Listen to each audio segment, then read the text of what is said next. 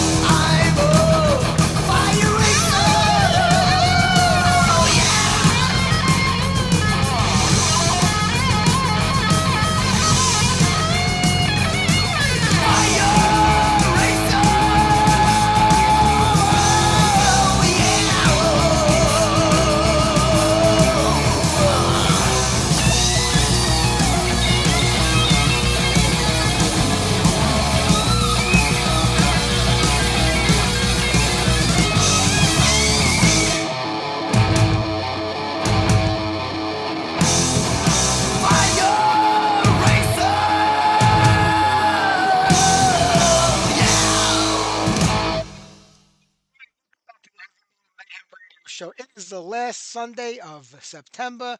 It is the 28th, and we move on to October next month. And the year of 2025 is dwindling to a close. But we're going to have a lot of great guests on coming up in October, and hopefully we'll continue that for the rest of the year. Tonight, what a great show for everybody!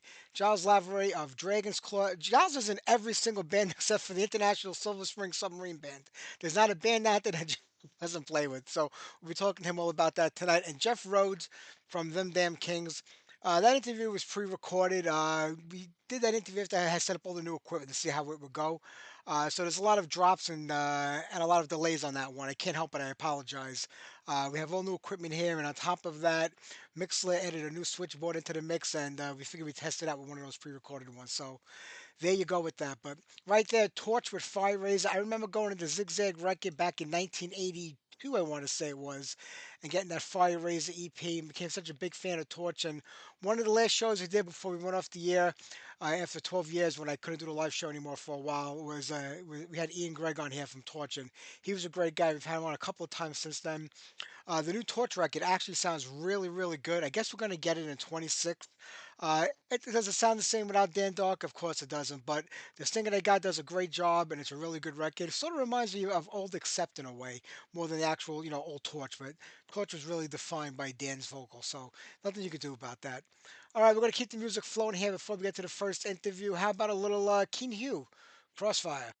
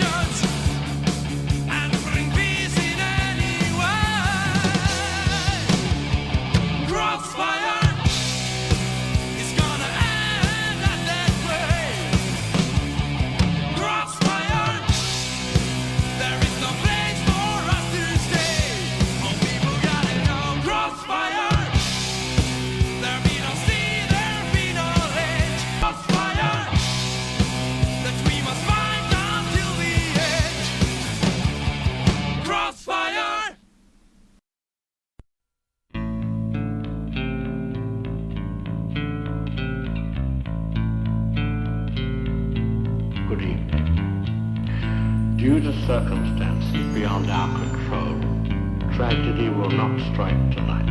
I'm dreadfully sorry. Perhaps some other time. However, I have just witnessed a sneak preview of this evening's story, and I found it simply frightening. Sometimes death is not the worst that can befall a man, and I don't refer to torture or any type of violence.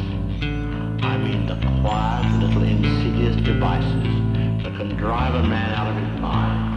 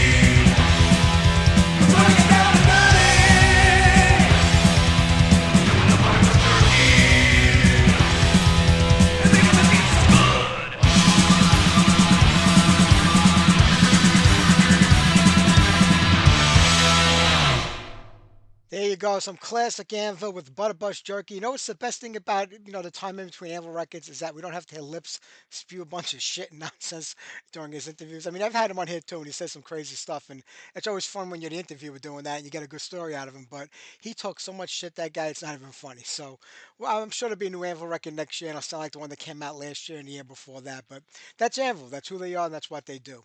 Before that, Invader, Master of Suspense, and we kick things off with King Hugh and Crossfire. We're going to get to Giles Lavery in about 10 minutes. We'll play one or two more songs between now and then. Iman mentioned to me about the Venom reunion, or the semi Venom reunion. Now, if you remember, about 2 months ago, I looked into my crystal ball when I heard about some Japanese promoter bringing Mantis over there to do Mantis's Venom, and he was going to play a couple of songs with some guys from Japan. Then all of a sudden, Abaddon got latched onto that bill, and then the two of them were going to do a couple of old Venom songs together. And I said back then it would only be a matter of time before we get an Abaddon and Mantis Venom, and lo and behold, that's exactly what happened. We got a Abaddon Mantis Venom. This is going to be the third Venom band out there right now. You got the original Venom, or the Kronos' Venom, however you want to call that. You got Tony Dolan still doing Venom Inc. He should have packed that in after Mantis left the band. No reason to continue that. Now you have Abaddon Mantis' Venom, or Mantis Abaddon's Venom. I don't know whose name is going to go first. We also had Abaddon's Venom in there for a little while before he hooked up with Mantis again. Now, I find it funny that all three of them during interviews talk so much shit about each other, how they hate each other, they despise each other, they can never work together again. Abaddon was going on rant after rant after rant when he left Venom Inc. to have a baby and he didn't come back and they didn't want him in there, and he talked shit about both of those guys.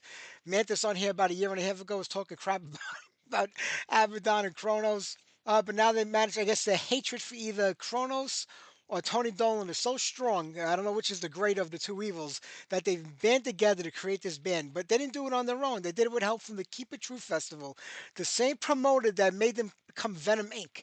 They were going to go over there and play as Primeval, Empire of Evil. I don't remember what name they were using at that time.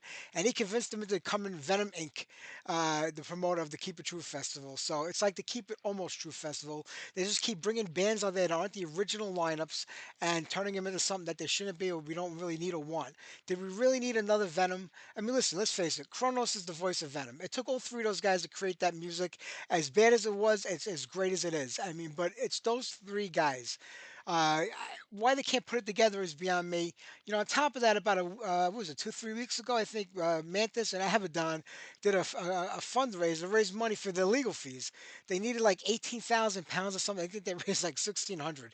Not even nowhere near what they needed to do. But let's face it, Kronos, they were suing Kronos for the rights to, I guess, the back royalties and money that was owed to them for the records they recorded together as Venom. And then Kronos went and sued them for using the logo and the name and everything else. How he wound up suing, Abaddon originally. Mantis got involved as a witness, and I don't know where it went from there, but he's suing Abaddon, who says he created the logo and basically, the whole artwork for the band. Kronos is the only member left in Venom right now using that name and has it copyrighted. So I don't know what's going on with that lawsuit. That's for a judge to decide. It has nothing to do with us and everything. But they were suing each other. Then it was a lawsuit against the other, and then one back and forth. It gets really confusing. But how did Tony Dolan not get sued by Kronos for using the same logo just with the INC underneath it? It's still the Venom logo, the original logo he's using. Just added the INC with that kind of font. So I don't know how he avoided it. That's beyond me. But I guarantee you, either they're going to come to a settlement, which might be good because maybe it'll make the three of them get back together again. I know everybody keeps saying, oh, they tried that in the 90s, it didn't work, but metal was in a different place in the 90s. It was a tough time for 80s metal bands in the 90s. It's a different time right now. Are Venom going to sell out Madison Square Garden, or any kind of arena? Absolutely not. But they could definitely go out there and sell out 3, 4, maybe even 5,000 seat, smaller theaters. There's no doubt about that. If you put that original lineup together with that classic, fireworks show, it would definitely do it. Will it happen? I don't know. Let's see. Maybe they'll come up with a settlement with the lawsuit, make it happen, make it work. I really don't know, but it's just craziness. And once again, it's the promoter of a festival that's behind this, and they got multiple people coming in, I guess, that are going to handle the bass and the vocals. I mean, a lot of well-known people. They also have Thomas Warrior out there, Tom G. Warrior, doing a Celtic Frost and Hellhammer set under the Triumph of Death name. I mean, he won't go back and use. I respect him for that. He won't use the Hellhammer name because it says the band doesn't exist anymore. The members that were in the band aren't around to do it with me anymore. So we're not gonna ever do Hellhammer again. So he goes out there under the name Triumph of Death every now and then for these festivals, and he does old Hellhammers and early Celtic Frost. So I think that's a pretty cool way of doing it. But do we really need this many festivals putting out bands that have like one or two members that maybe played in the lineup of that band doing tributes? It's a tribute to Manila Road, or we're gonna have a tribute to Venom, a tribute to Celtic Frost. Listen, if you can't get the majority of the band back together, just give it up. I said I wasn't gonna rant and rave about this anymore this year or ever again because it's just getting played out, but shit like this keeps happening. So I don't understand. It's just crazy nonsense in my opinion. Maybe something good will come out of the Venom thing. Maybe the three of them will get back together again. Let's see whose hatred is greater, the two of them against Kronos or the three of them against Tony Dolan. If it's that case, then they're gonna get back together. But we'll see what happens. All right, let's get back to the music because we got to get to the interview with Giles in a little bit. Here's Jet Black. They were a New York band, featured Christy Majors with them for a little while. This is off the demo. Here's Kill the King.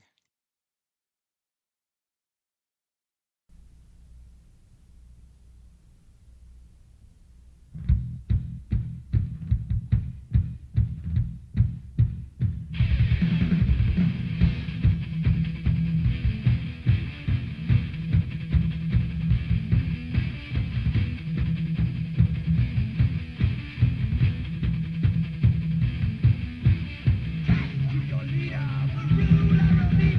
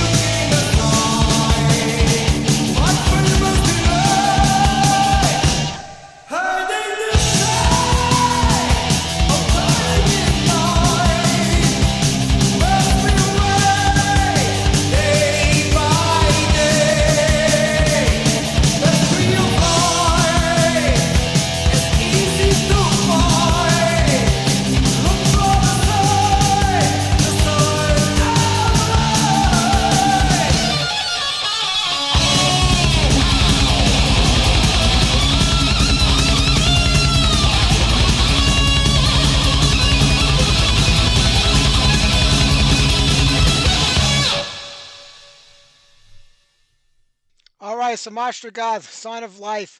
Let's play some Warlord, play Lost Archangel, and we'll talk to Giles right after this. So here we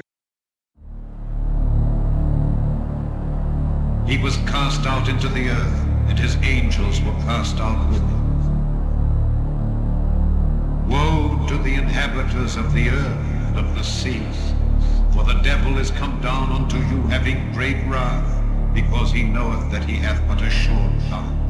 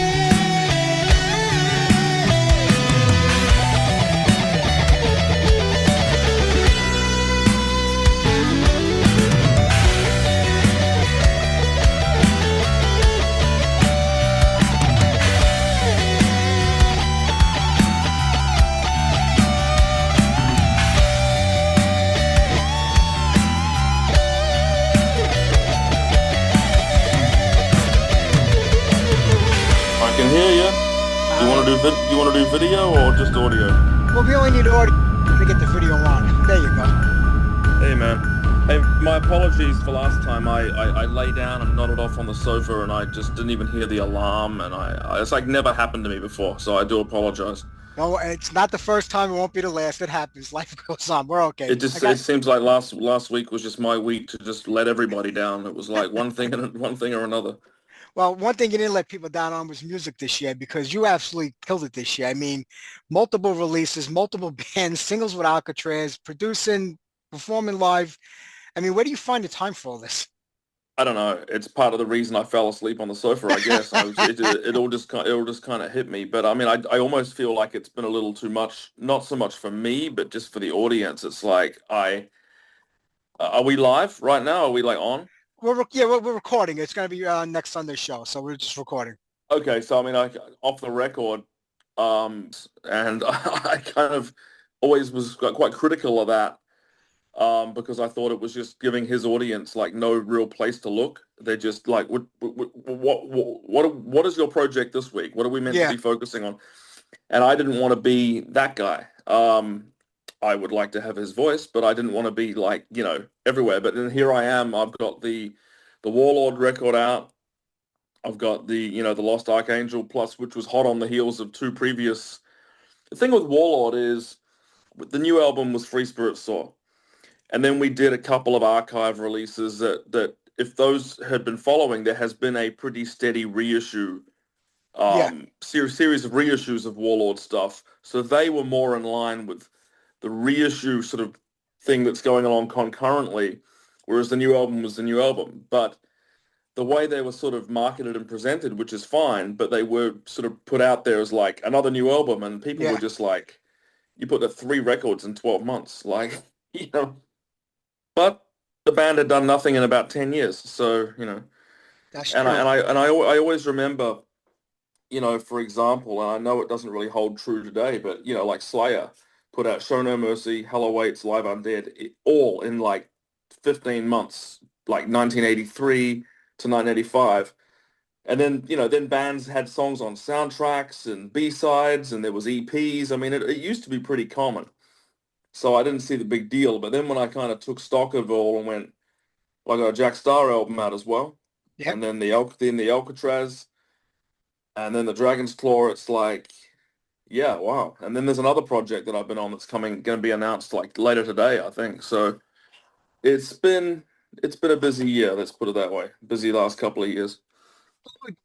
Like, with Alcatraz and with Warlord and your own band Dragonsclaw, which is your project and your band, I mean, you're a full-on member of those bands. It's not like you just guested on the vocals and doing singles here and there. Alcatraz, probably next year, I guess we're going to get a full-length record. But you're invested in what you do. You're not like just guesting and putting out anything you can. You're invested in all these bands. Jack Starr, I don't know where it's going to go, because Jack doesn't really go out and do a lot of stuff anymore. But the fact that you did Out of Darkness Part 2 with him, you followed up Red Forest from the first record. You go to Alcatraz, you got Graham Bonnet, which most people know his voice. You have to go in there and fill in these shoes and kind of not replace them in a way, but make people take a new look at these bands. And I think you do a great job of recreating like what they brought before you, but yet adding your own to it. Well, I really appreciate that. Thank you. I'll take that. I do take that as a compliment. The big thing for me is, I mean, I'm a fan of all those guys you mentioned. The key is just to kind of, I think, I mean, obviously whether I fall short or whether I succeed is down to the listener, I guess. But for me, it's about taking it seriously enough to do it, to do it justice, and really dig into like the Alcatraz re-recordings. That album called Prior Convictions is coming out November the 7th. And that is all re-recordings of older songs, like a greatest hits of Alcatraz, except for 2 songs, 2 new. One's an instrumental, like an intro thing, and the other one is a song called Stand and Wait Your Turn, because we wanted to give something new. And doing those re-recordings, the first thing I was looking at was, Graham's performance. I didn't want to, I wanted to get it down. I didn't want to start going, well, let's change it. Let's make it, that phrase that everyone uses, let's make it my own. I didn't want to do that. It's his. I want to make it his because it's his. He wrote those the lyrics. He wrote those vocal melodies. He wrote the cadence and the phrasing. That's all his. I'm not going to come in and, well, I'm going to change that. You know, the only difference is that it's me singing, and you know, the production is a little bit more, you know, of the present day, but keeping it very organic sounding, you know, drum wise and stuff like that. So it's just basically how this is what you get if you come and see the band now. Sure. I mean, we were getting a lot of bookings from promoters and people saying, well, do you have, you know, festivals book us? And they just tend to ask the question. So do you have any recordings of the current band doing the old songs? It's a very normal thing, like when Foreigner hired Kelly Hansen. Yeah. I was working in retail at the time. One of the first things when he joined is they sent out a videotape to promoters and different press avenues of Foreigner with Kelly Hansen doing they'd done like a show and they'd had it properly filmed, and that was sent out to show everyone, all interested parties, this is what you get when you book the new lineup, and it was very, very good. So that's kind of our intention with this, as well as to, you know, the old No Parole from Rock and Roll, you know, it wasn't mixed that great, you know, so it's always been a bit of a bone of contention for everyone involved. And while it's not the original lineup going back in and recutting that, I think we've got pretty close to the original. You know, no one changed anything, like I said. So I think mix-wise, it's always a little bit dangerous to say, hey, it sounds a little bit better, because people will kind of shout you down, and you know, you're dealing with 45 years of nostalgia and legitimate, you know, kind of comments about, you know, you shouldn't mess with a classic, but we're not erasing anything. This is like to complement it. This is or to at least provide an alternate reality, or even just a drink coaster, if nothing else, you know. Crazy because they'll say, like, you know, without Bill, it's not Warlord. Why is the band going on? Without Graham, it's not Alcatraz. Why is the band going on? And I'm from that group in a way too. Sometimes when I see a certain band doing things, like, why is that guy just the only guy left in the band? There's nobody else in that original lineup. But metal fans have shown time and time again that they just want to hear the music these days. They don't really care about that as much as they used to be. You replace Bon It's Scott, you replace, Paul Diano. It worked. Sometimes it doesn't, but people want music today. Yeah, and even more so these days. You're struggling to find a band, a legacy band now. I mean, aside from kind of a few of even the biggest names, you're struggling to find even like two original members. It's like even ZZ Top. I mean, they were out without Frank Beard on drums. You know, Yeah, it was recently. It's people get old, people pass away, people leave, people can't do it anymore, people can't, you know, for all kinds of different reasons. So what's the alternative? Does the music just die and fade away and not get played live?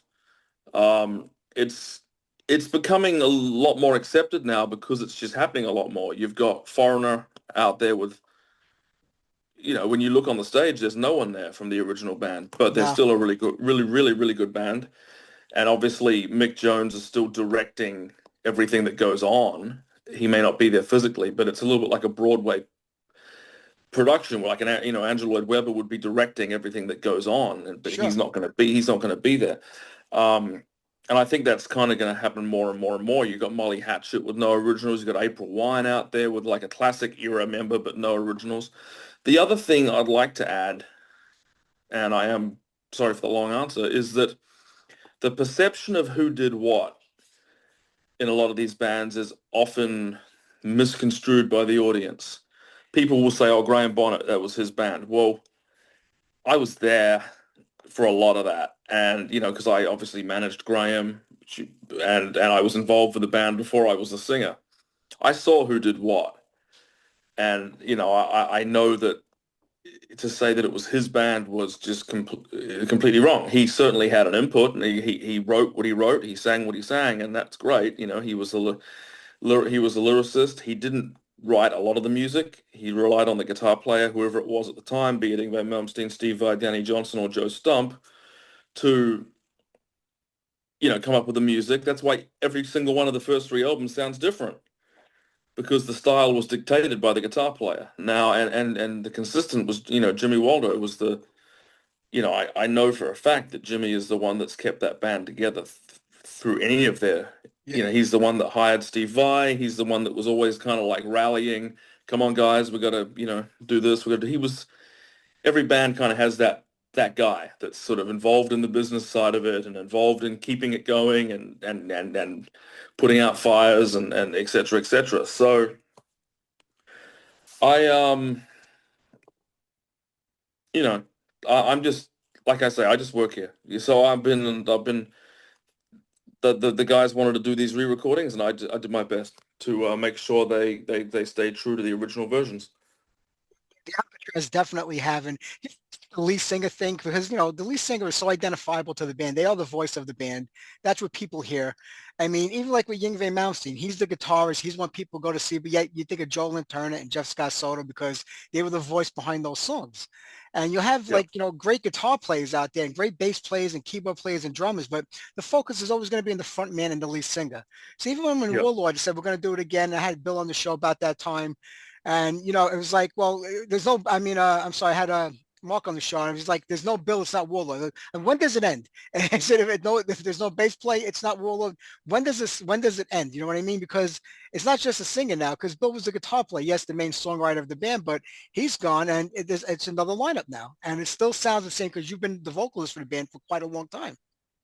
Yeah, and that's, Bill wrote the music, but you take Mark Zonder's drums away and it doesn't sound like Warlord. Yeah.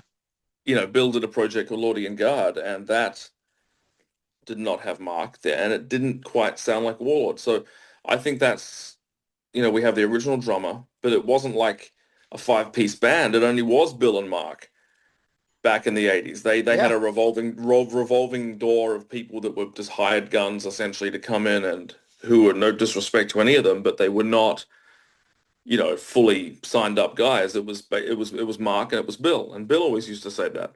Bill was the one that told me, he goes, Mark's 50% of the Warlord sound.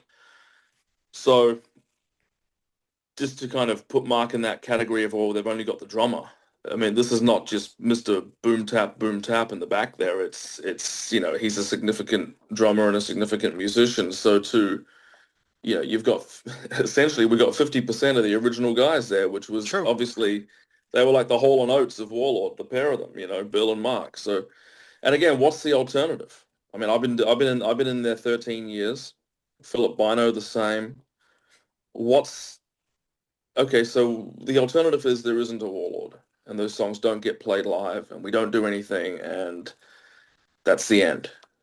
Other than perhaps like a other band doing covers or something like that.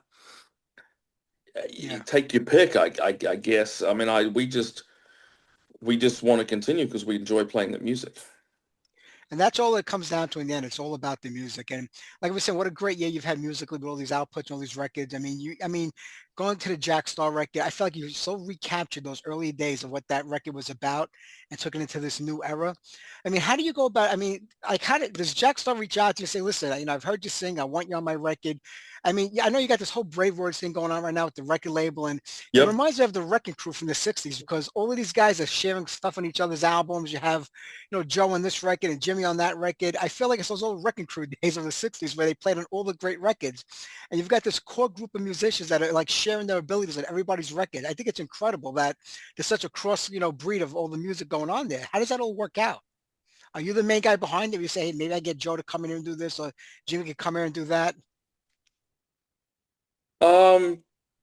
In the sense of like a producer, you mean? Yeah, because there's a lot of them, guys from Warlord are playing with some of the guys Alcatraz are playing with some of the Jack Star guys. Yeah, well, I mean, we're all kind of friends, and it's very when you've got people that you can count on.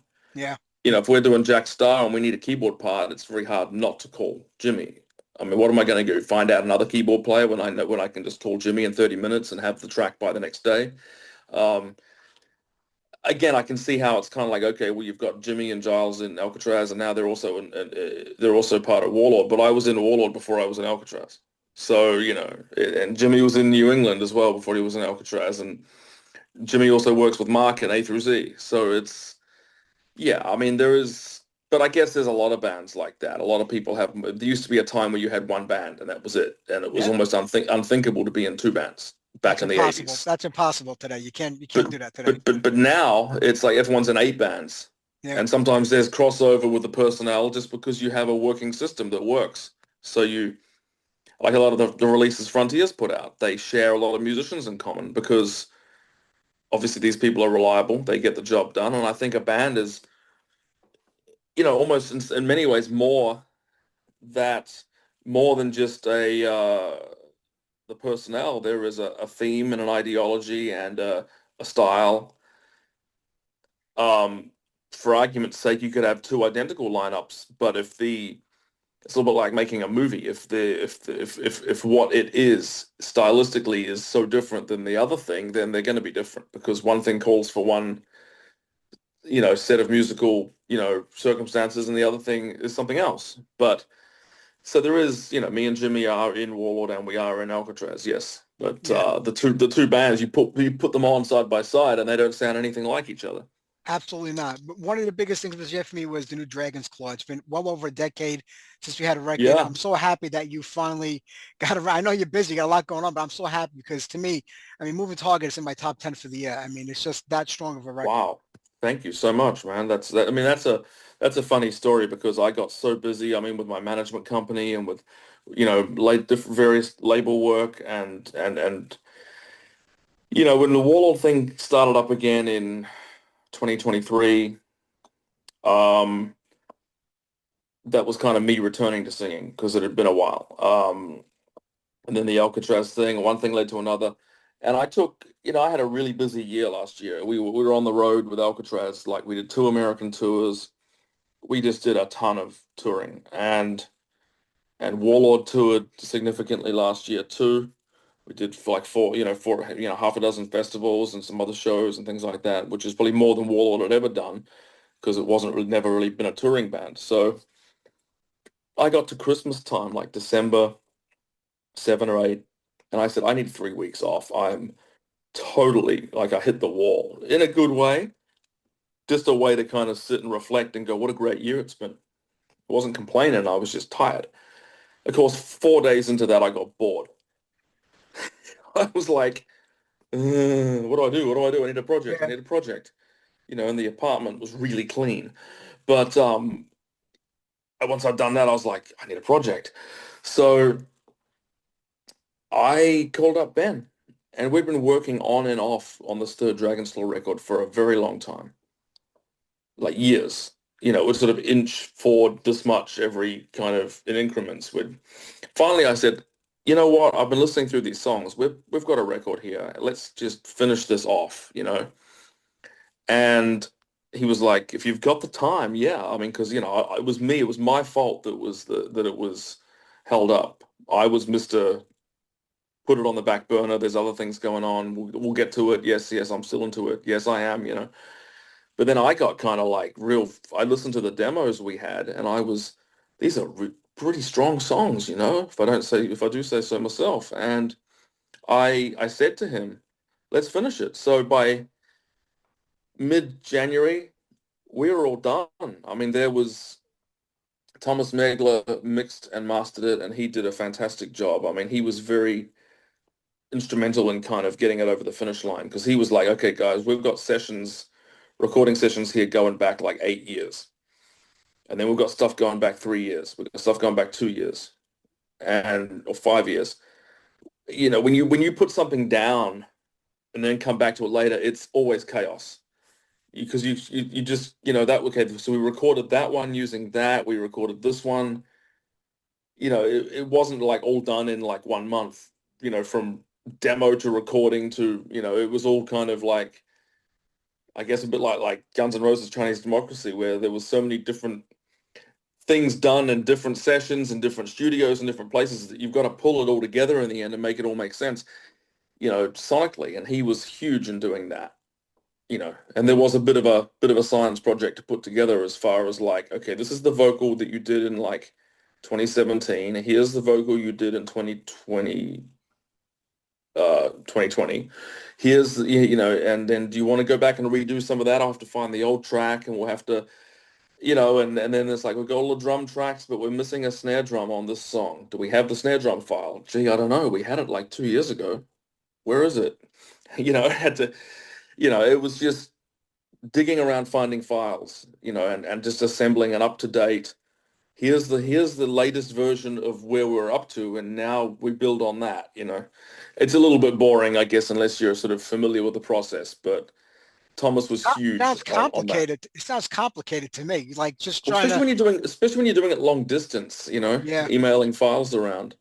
And, it's got to sound like a record. It can't just sound like a collection of leftovers, because it wasn't. It was a record that was recorded starting at point A and finishing at point Z, and it just took on many forms, and there was multiple versions of songs as you change. Let's add a bridge section there. Let's do a different solo section. How about I change the chorus a bit? So which one do we like the best? Let's make a decision, and all that stuff. So it took some time, but we had about a month and a half. We had it together.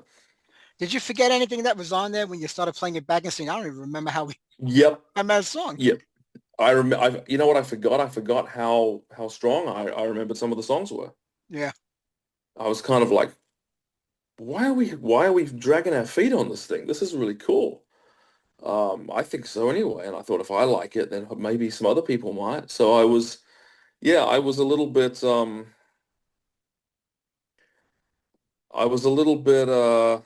what's the word? Surprised at myself. Of course, I'd sort of allowed other things to take precedent, and I shouldn't have. We should have finished that record a lot earlier. But hey, timing's everything, and maybe it was a good time to put it out, because my work with Warlord and my work with Alcatraz may be the reason it's getting more attention than the previous two.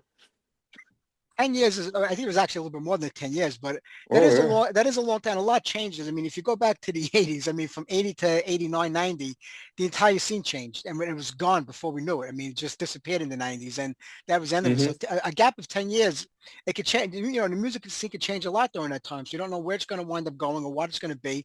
I like to think we're in a pretty safe place right now for metal, where it's going to continue this way, and we're not going to go through those droughts anymore, the downtimes. I think there's a whole new generation into I, it. I think so too. Unfortunately, we're in a position now where albums just aren't selling.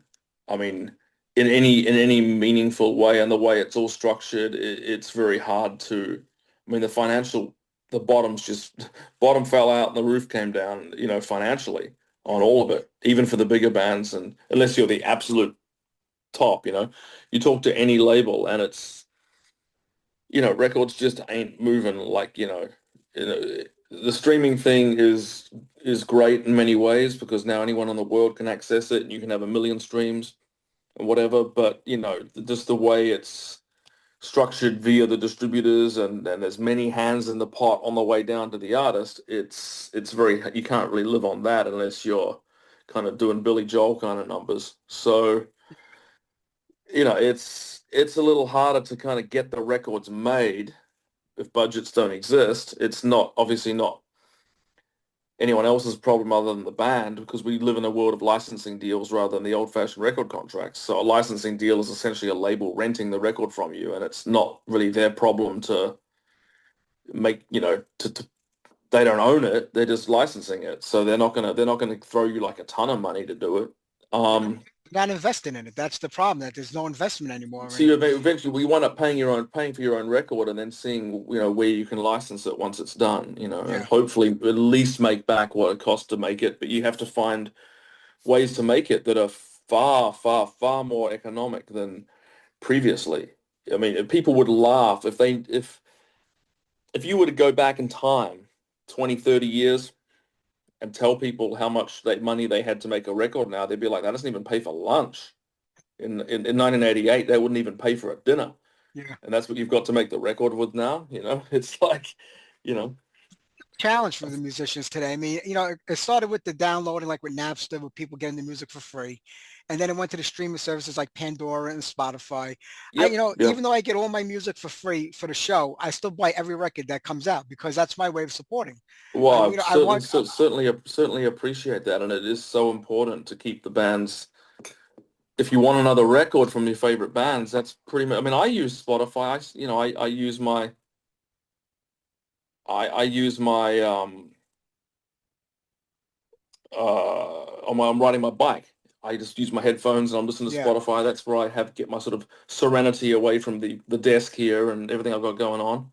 I'm out riding my mountain bike and I listen to music. Spotify. I'm actually spending a lot more time with music and other people's music because of Spotify. But if I love an album, I buy the CD, and Yeah. it goes on the shelf, and I read the booklet once, and it goes on the shelf, and that's where it stays. But I feel by buying it, I'm Yeah. supporting it, and Yeah. I'm not bitter about any of it. It's There's hundreds and hundreds of examples of different industries that nothing to do with music, to do with cars or whatever, that they've had the bottom has fallen out, and they've had to find a new way, and that's just the way it is, you know. So Do you think it's yeah. generational or just, the advancements in technology or a combination of both? I Because the think it's younger I kids think it's don't I do think it. it's generational. I think it's advancements in technology. It's funny how you get a lot of fans and people like that are very anti-Spotify, but they won't think twice about streaming a movie on Netflix. Yeah. It's the exact same concept. It's a True. monthly subscription for content. So it's the same thing. And I also think that, correct me if I'm wrong, but back in the 70s and 80s, we didn't have, you know, Xbox and all these things. I mean, I'm probably dating myself here. There's probably like 50 consoles since then, but it's some of those games are selling twice as much as Michael Jackson's Thriller 6 times a year.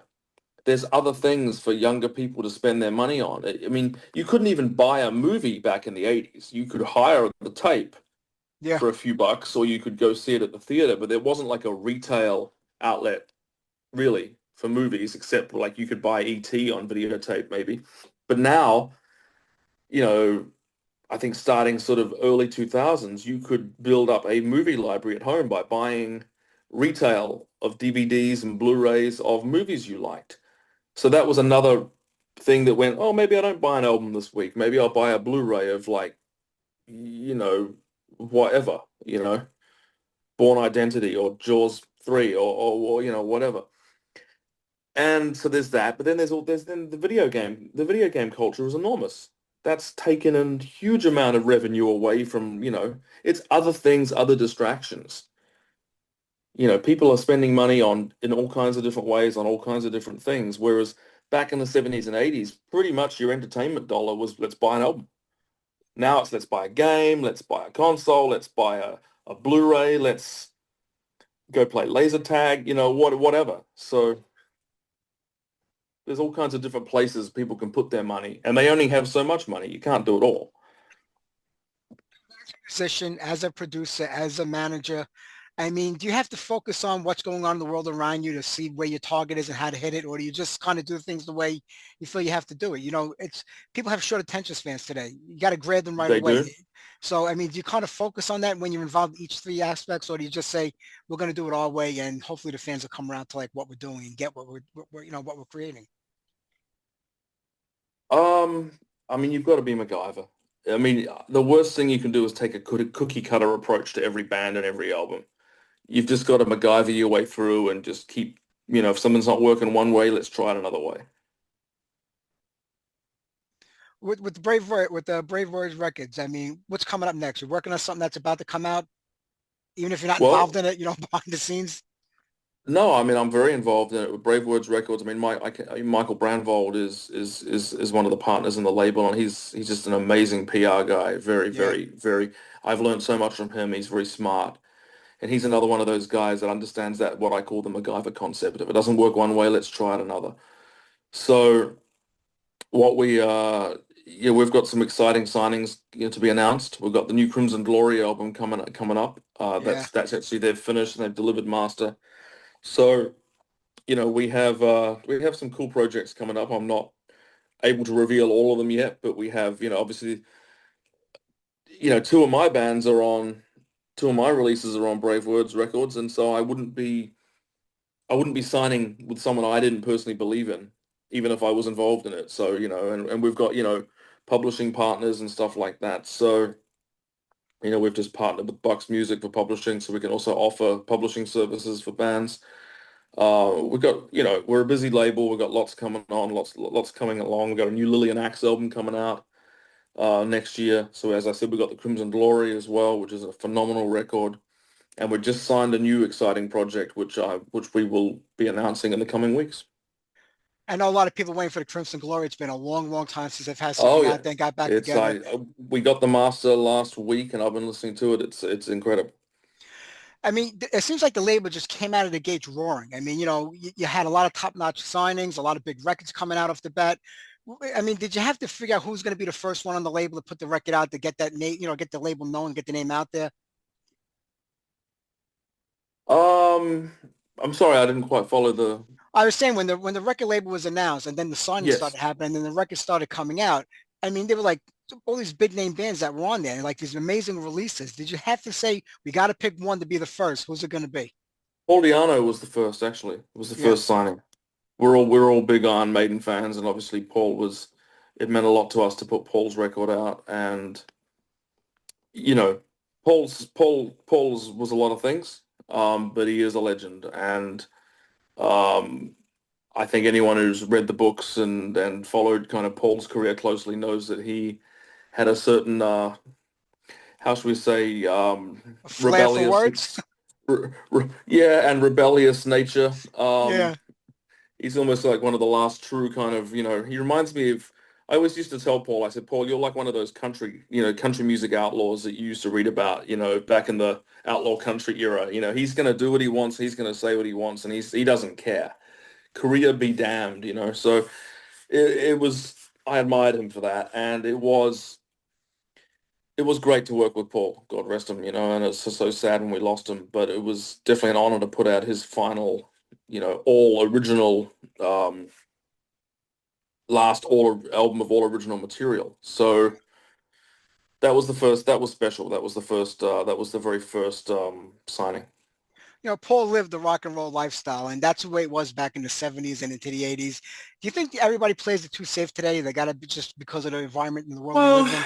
I mean, you really, on budgets of today, you really couldn't live that lifestyle. I mean, if you even, vape in a hotel room now, you're going to get fined like $110 or something. I mean, and that'll be the difference between you making any money or not that night. I mean, it's a different world. Everyone's got to behave himself and anything that, I mean, I've been out on big tours, within the last sort of 5-10 years, numerous times, every year I'm on one or the other, or privy to what's going on. And I tell you, it's a different world. It's, recycle your plastic bottle or we're going to get fined like $1 and we can't afford to lose that, 30 people it's so every cent is watched. Whereas back in the old days, it was like, just chuck him a few hundred, tell him to shut up, bribe the guy or do whatever you got to do to,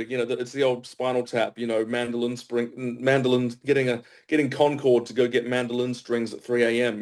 None of that exists anymore. There's no budget for that. So different world. Hey, Giles, they're gonna cut us off in a couple of minutes. Only give you like 40 minutes here on Zoom for free. But okay. Such a big fan of everything you're doing and everything you've done. And I know we're gonna get a lot more from you. What are you wrapping up the year with? What do you have for the last 2 or 3 months of the year? Well, the Alcatraz is coming out in November the 7th, and we're going out on the road.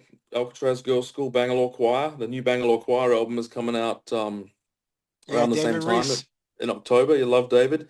So we're just going to be me with Alcatraz hitting the road. Well, the best of luck with all that, my friend. And when the next record comes out, we'll do this again, which is probably going to be every couple of weeks with you, but I'm looking forward to that. Yeah. Give me 5 minutes. I'll have another record out. You got it, Giles. Right. Take care, my friend. Have a great night. Care. Bye-bye. Bye-bye. Thank you. Bye-bye.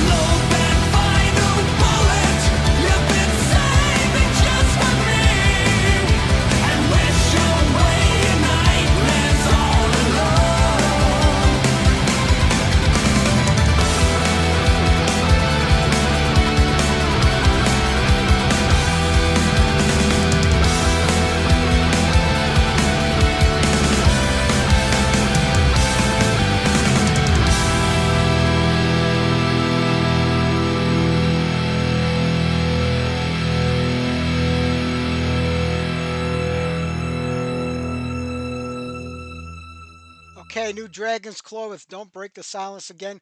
I'm so bad at transferring music to my show computer.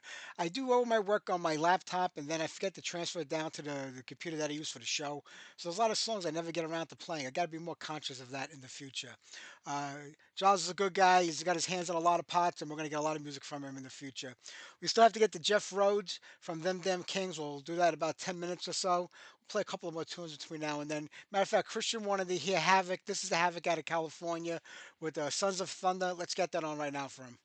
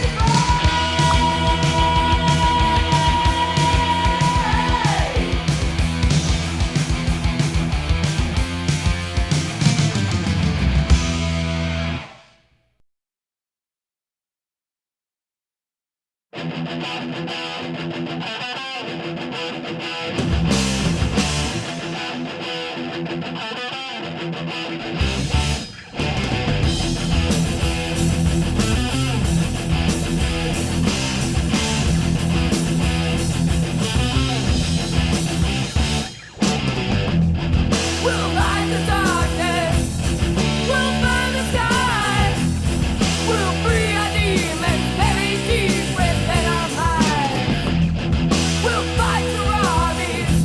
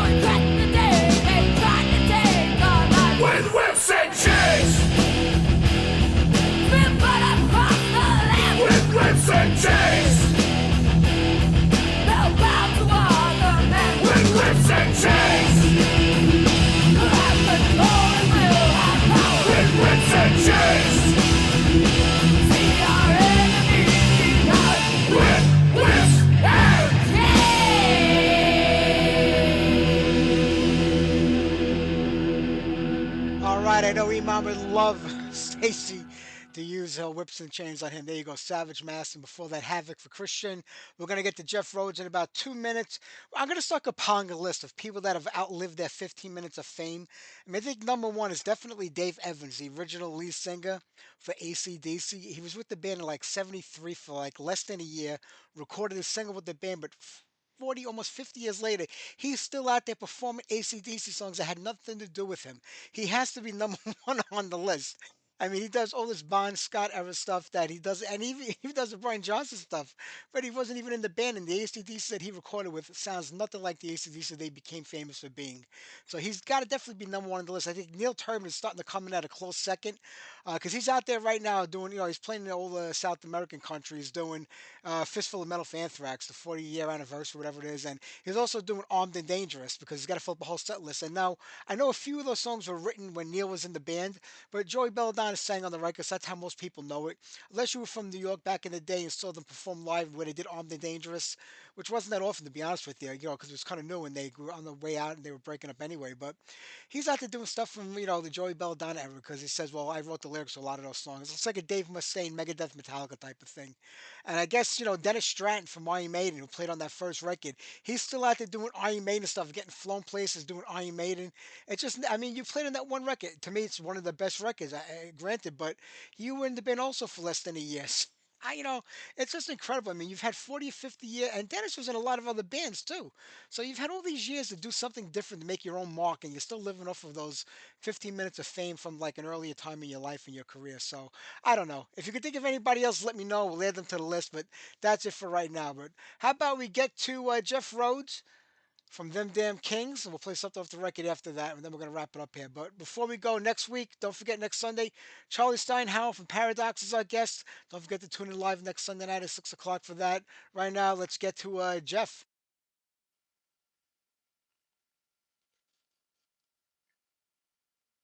Jeff, this is Mike. Can you hear me? Hey, Mike, how you doing, man? I'm doing great, man. It's a pleasure to talk with you today. How you been? Yep. Okay, as long as we're all there. Hey, listen, it's hard to believe it's been 10 years since the band's been around. The second full-length record is out now, stronger than before. I mean, it doesn't get any better than this. I mean, I think you guys picked up a whole new vibe on this record then compared to the last one, Rise Up. Oh man, thank you. This is what I've been saying. The way the last two Rise Up in the EP were, man, I pretty much wrote everything. This time it was a collective, man. Me and Cooper, we wrote the whole record in a weekend, man, Wow. together. And he was in the drum room, I was in the studio. Whole record done in a weekend. That's pretty impressive. I mean, I guess when the juices are flowing and everything is working right, it just comes out. Yeah, and I think that's what makes this one super special, man. I think that's why it's translating so much nicer, Yeah. Well, you kind of go back to the beginning. This is a project that you started that is really just supposed to be you. And then all of a sudden you say, hey, let me turn this to a full on band. And Cooper, you just hooked up with the band not long ago? Yeah, I think it was, he reached out to me for the first time in June of last year. And then we played together the first time, I think that August. Yep. And it's a nice stable lineup right now, the three of you. I mean, you're kicking ass in my opinion. I mean, the older stuff. I mean, it's hard to say older stuff. It's only a couple of years ago, but the last record in the EP were a real throwback to the '90s. I think you touched a little bit more on the '80s with this record too. I don't know if I'm hearing it right, but that's what I get across. Yeah.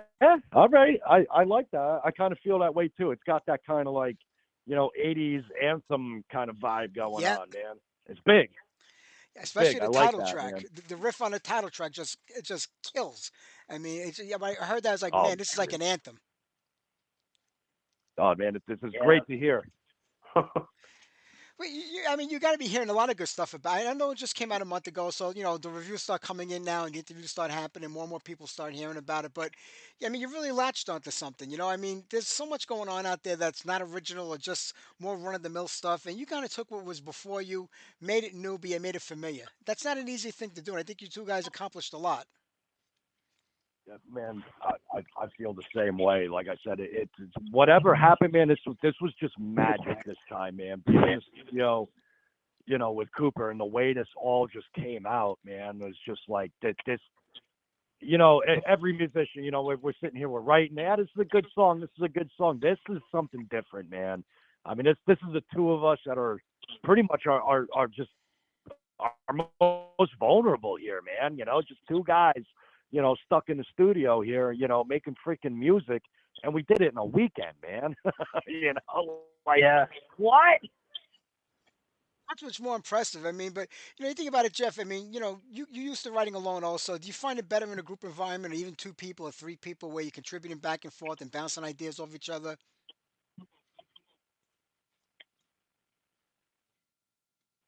This is what I always wanted to do, man. I always wanted to just get in the same room with a couple guys and make music, man. And if it took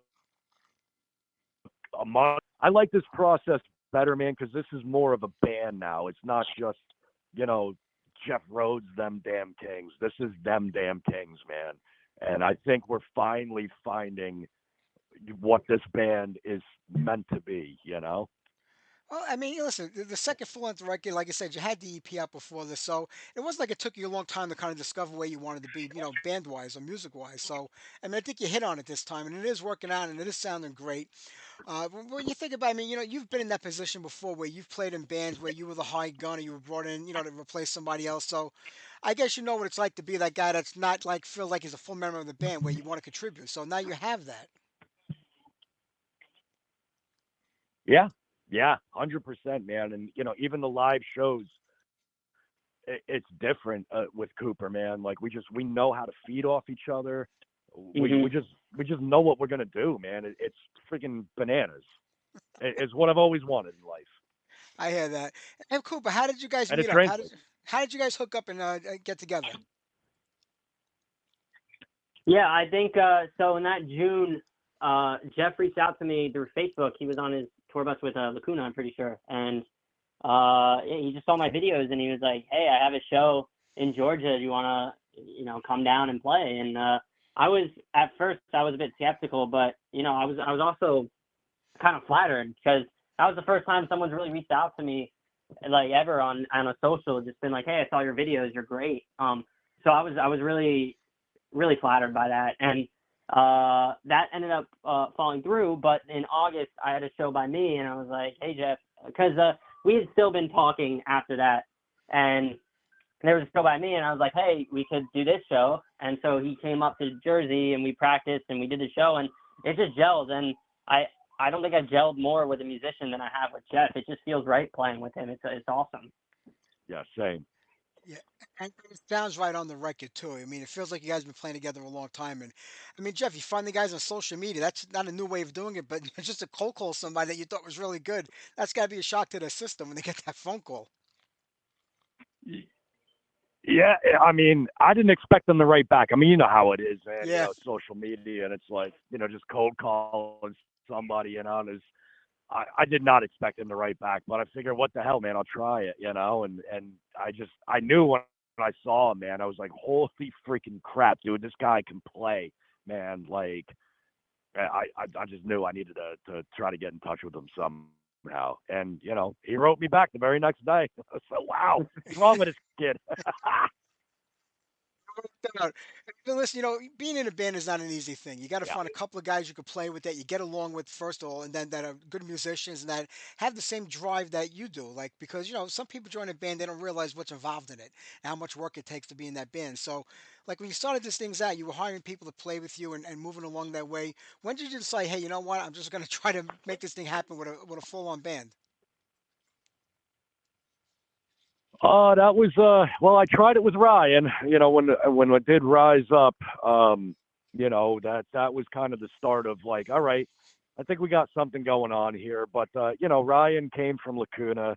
Yeah. He was playing in Lacuna for 10 plus years.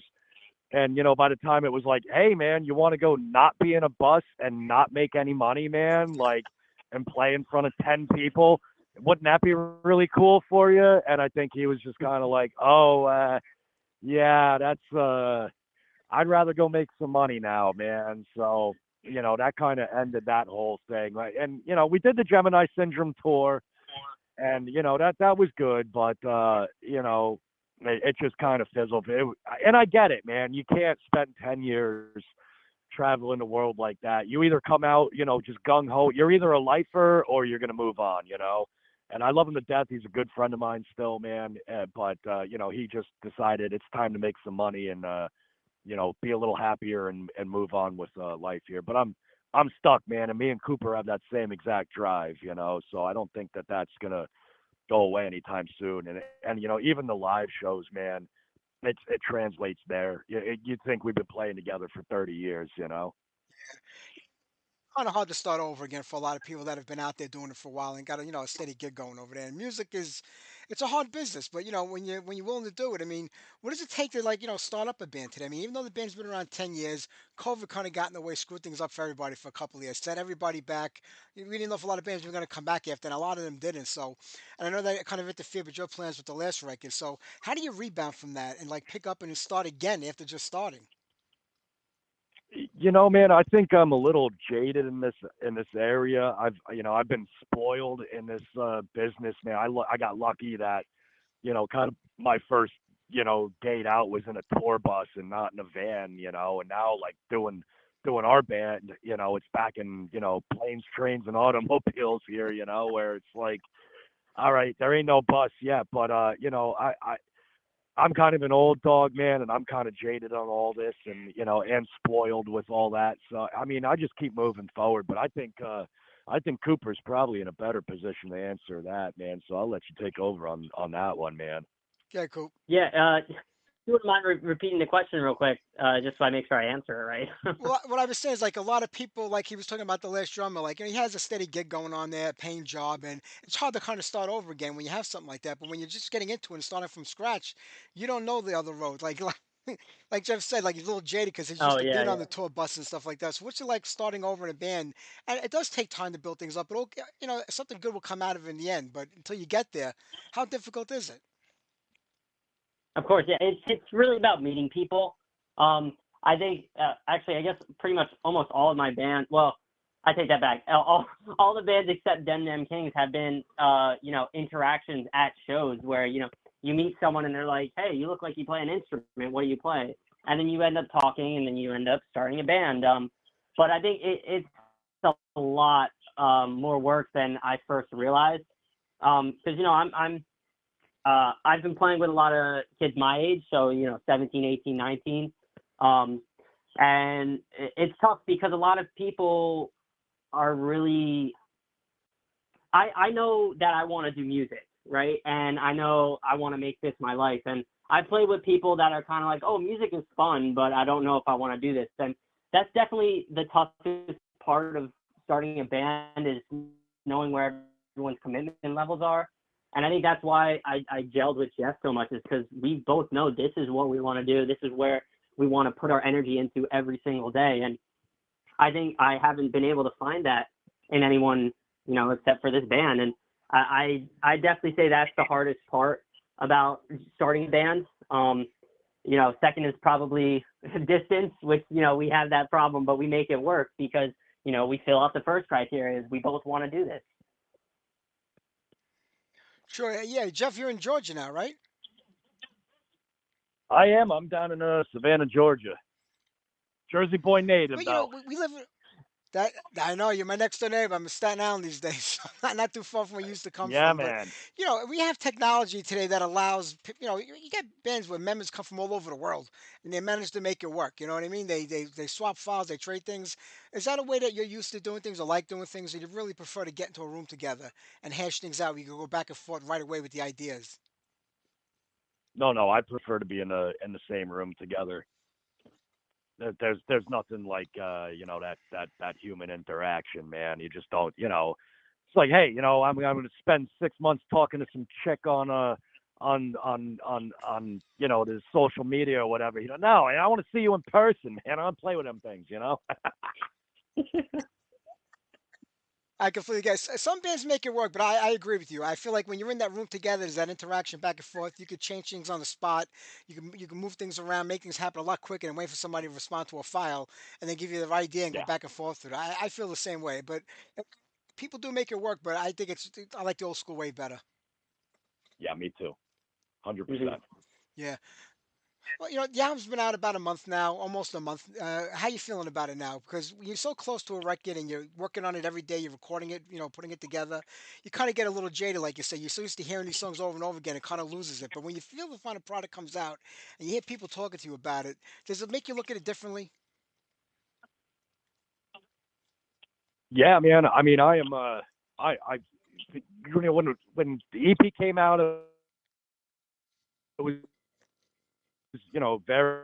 Rise Up came out, and we got some good feedback on it. I got some good feedback, but I kind of got sick of the songs real quick. I just knew, man, like this, like these are good, but it's not where I want to be. This record, man, not only is it where I want to be, and I love the songs more than anything. And for some strange reason, they're a little challenging for me to play, which is even better, man, because it keeps me Really? more involved. But dude, the feedback we are getting, and just the way everybody is responding to this record, and I mean, it's just going up and up and up. It's awesome, man. It's the greatest feeling ever. And it's amazing, man. And you guys keep spinning us, and it's absolutely amazing, man. And I can't thank you enough for that. Well, that's what we do. We want you guys to chart. We want people to hear this music. When you say it was challenging for you, is it the song structures that are challenging for you? Because you're an amazing guitar player. I don't see anything being a challenge for you. Oh, thank you, man. I appreciate that. I tried to do, I'm a Zach Wild fanatic, man, and a lot of the stuff that I play is very based around that, and I kind of got set in my ways. And for this, I tried to just with the solo. I mean, the song structure came so naturally when me and him were just sitting here that it's like, like I said, normally I take time to sit back and write the songs, but this came out so quick and so fast that some of the stuff I'm like, I got to go back and relearn, man. And like, even when I'm relearning, I'm like, did I play that right? Because that's just something I would never do, man. So it's like I'm actually trying to like relearn how to play in a slightly different style now. Wow. A lot of bands go into a studio, they record a record, and they rely on other people, engineers, producers, to mix it, to put everything together for them. They rely on their ears. You're also a sound engineer, so does that help or hurt you as a musician in the studio? When you hear your own music and putting your own music together. I think it helps and it hurts, so both at the same time, man. Because it's like, you go in there going like, all right, I got this, man, because I am a sound engineer and I know the basis and I know how to achieve what I'm trying to do. But at the same time, it's like, I know what I'm trying to achieve, and it's like, all right, this didn't go exactly as planned. Man, I know what I'm trying to do, but this isn't right. But now I got to figure out something else. Yeah, so it gets a little crazy. But sonically, like, this record came out absolutely amazing, man. I mean, it's Cooper actually came in, after it was recorded. We both kind of sat down and engineered and mixed this thing. So having a secondary input was great, but it's bigger than anything that I've like this. We're almost there, man. This is almost sonically what I want it to be. Yeah, I mean, better than anybody else. Bands go into a studio and they can do anything they want to do. The equipment, the controls are there for them to do it, but then you gotta go out there and play that stuff live. And most of the time they can't recreate it without using backing tracks or having some help. I mean, I feel like everything that you guys do in the studio is like how you would perform it live. 100%. That's how we do. I mean, for the record release, we've incorporated a lighting rig now, so we've built up this lighting show. But we can't afford a lighting guy. So we ended up time coding it. So yeah, so we actually have a time coded light show now. So now there's, a lot of people be like, oh, they're a bunch of fakers. We're not, man. We're only playing to a click track live to trigger the lighting. And believe you me, if we could afford a lighting guy, that would go away immediately because what you hear is real, man. I mean, what's even crazier is when we did the album release party and we incorporated the lights. It was really like the first time it was like, crap, man, everything needs to be on point and perfect. But that's just not how it goes in a rock and roll show, man, when you're not using computers and you're not used to that kind of, I mean, we're as live as you can get, man. What you see is what you get. What you hear is what you get. And, so it's fun when you make a mistake in the middle of a song that's time coded. You're like, there's really no way to recover from this, man. So we just got to keep going here, man. Now the the antics get even more crazy. And I'm very vocal about what we do. So, it's not like, it's not. Listen, I'll be the first to call on anybody when they lip sync on stage. I don't care what kind of music it is, but if people are gonna start picking about the lights going to the music, I think we hit a whole new level of craziness. Yeah, I mean, we do not lip sync. We do not. There's no fake guitars. There's no fake bass. There's an intro track, and then the lights start working, man. There's nothing. We play our instruments. Oh, absolutely. I mean, you guys are a completely independent band. I mean, what's the next step now? Where do you want to go with the band? I mean, are you looking to sign on to tours if you can get on there? Because you got a lot of connections in the business, Jeff. So I'm sure it must help the band out a little bit. So where does the band go next from here?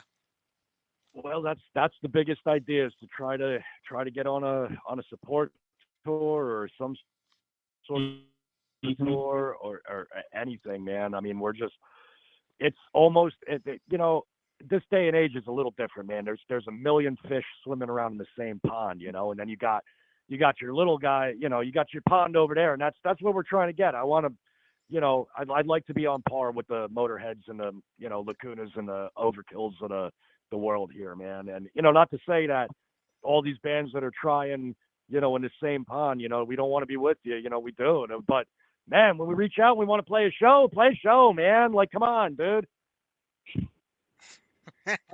So where do 'cause I know bands that have signed on the tours with Anvil where they've paid 15 grand, to be the opening act and get around there, and they're playing in front of 15 or 20 people a night sometimes, if even that. Is it really worth buying onto a tour like that if it's not going to benefit you and not financially? I mean, you got to get out to get the name of the band heard, but is it worth spending that kind of money? Is it worth investing that kind of money into the band, not to really be heard or seen by the amount of people you should for that kind of cash? I'm going to say this till the day I am dead. It is not worth paying to play, man. Is it, do we need to? Here's the thing where you kind of get stuck. It's like you either like the music or you don't like the music. And I get it. Everybody's struggling, man. And you want your 15 grand or your 20 grand for us to buy on to play as the opening band in front of 7 people. Well, look, man, we can go and play in front of 7 people all by ourselves. I don't need to give you 20 grand so you can pay for your tour bus to take us out. If Yeah. you like our music, take us out, man. It's that simple. Like, we're not going to disappoint. And, it used to be a community and it used to be a collective. And I just feel like that's kind of gone away over the years. It is. It's completely disappeared. But hopefully you guys will bring it back. And when that time comes, you'll be helping out the bands that that came after you, the way you wanted the bands before you helped you guys out. It's just a community thing, and that is missing. You're right. But hopefully it will come back in some way, shape, or form. But we're almost done with this year now. We're almost into October, coming up another week or so. What are the plans for next year for them Kings? I think really yeah, get go. the album done. New next album, hopefully. Are you working Yeah, on it and we right now? just Are the songs already for it? we'll be back in the studio in October. We're gonna start working on that. Now, things kind of gotta. I mean, I just want to make music, man. I want to keep going and keep going and keep going. But I'm also painfully realizing that you really need a proper setup time with all this. And we just landed a potential booking agent. So it's like we got to get moving on this now, man. So it's like let's make some more music. Let's try to actually get a tour behind this for the next time because we're playing some shows. We got Ohio coming up, and we got North Carolina, and we're back in Jersey supporting Metal Mike in November. But it'd be really great to get out there, do a proper tour, and really promote the heck out of the next album. Oh, absolutely. The show in New Jersey at Dingbats. Yep. It is. I will be there for that show. I'm not going to miss that one. Oh man, great. Well, Awesome. We'll make sure that you can, get in as our guest, man. Nah, don't worry about it. I pay my way. That's how you support the scene. Even better. Mhm. But I do appreciate that. You know, do you ever think about? I mean, you know, the festivals are a big thing now. I mean, there's all different levels of festivals out there. Is trying to get on the festival circuit a good opportunity for the band? I mean, because you get to play in front of a large audience in one shot. Some of them are a mixed bag of nuts. You're playing with bands that don't even come close to the genre that you're from. But I mean, you can hit a big audience that way. Is that something that's an option or even possible? I would absolutely love to get on the festivals, man. That's I feel like there's a couple controlling forces with the festivals that I'm used to. I mean, I don't know all of them, of course, but it's so far we've been barking up a big tree trying to get on festivals, man. But I think it would benefit Yeah, it's hard. this band. It's very hard, all of it, especially doing it yourself. Listen, I know, but I'm sure it's going to happen one day. But guys, I'm going to let you go because we got a little started a little later tonight. I got another one coming up right after you. But like I said, big fan of the band. I love what you're doing. The new record, I mean, stronger than before. You guys just killed it on this album. Absolutely killed it. And I'll see you guys in November.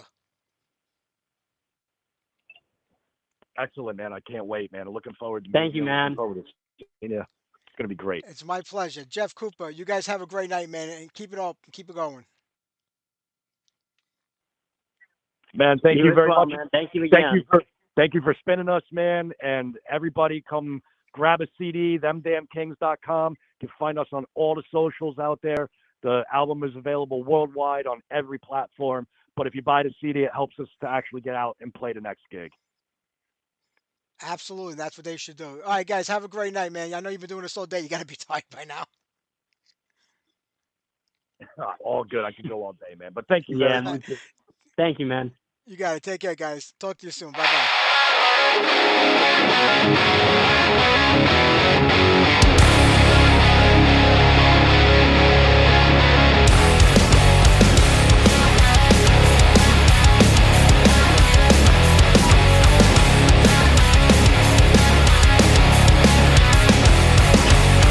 What did you say? Are you looking for a fight? You need to learn to listen, so try to get this right. We've been a target of your animosity.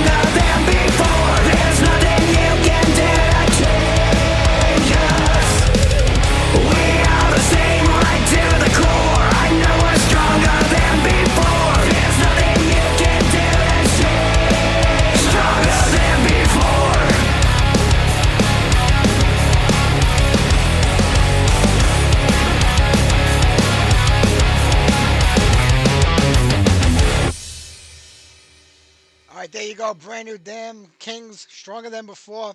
I want to thank Jeff and Connor for being on tonight's show. I want to thank Giles for being on tonight's show.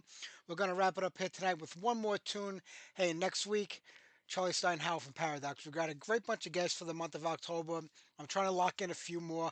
I was going to play Third Stage Alert because Heaven Hell just re-released that record with a lot of bonus tracks, but I'm going to save it for maybe next week or the week after because I think we're going to have some of the band members on as guests. So we'll wait till then. But how about we wrap it up here tonight with some brand new Creator? This is called Seven Serpents. So enjoy, everybody. Take care. Have a great week, and I'll see you next Sunday night.